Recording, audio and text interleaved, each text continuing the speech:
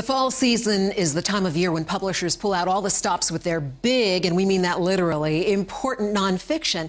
And we have Tattered cover lead buyer Cathy Langer in the studio with us. And Cathy, you say that publishers have really outdone themselves this year. They have. This is an amazing year for nonfiction and a lot of what I call literally and figuratively door stoppers, really big books, starting with one that's been getting a lot of press. It's called Far from the Tree by Andrew Solomon.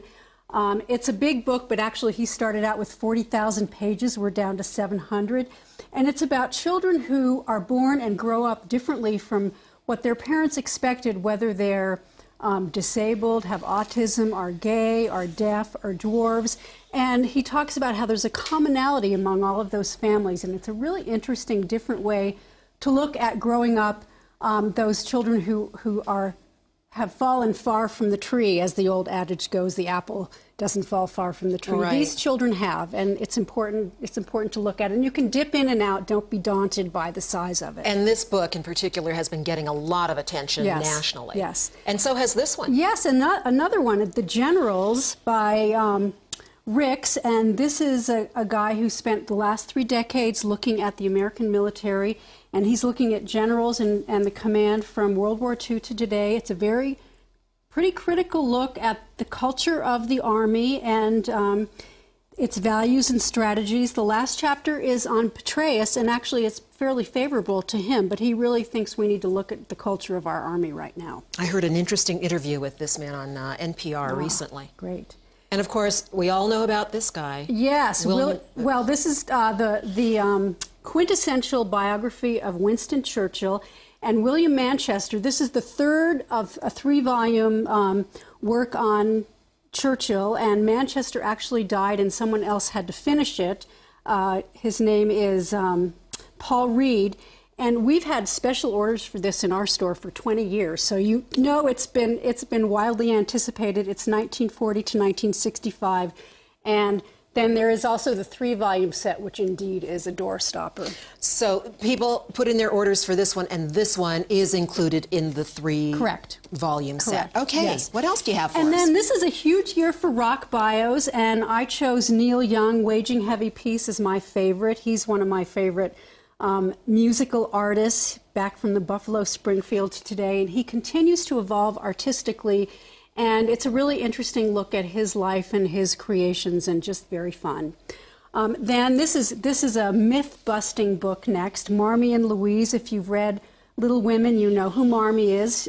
She's the mother, and everyone always thought that Louisa May Alcott's inspiration and support came from her father, but in fact, her mother, who was portrayed as being sort of self-effacing, was a firebrand feminist, abolitionist, and really supported and was a role model for Louisa May Alcott. And the author is a cousin of the Alcotts. Oh, wow. So that's really interesting. Then The Dust Bowl, which is a companion volume to the Ken Burns PBS special. And this is really a wonderful gift for a whole family. It's the history of the Dust Bowl, loaded with photographs.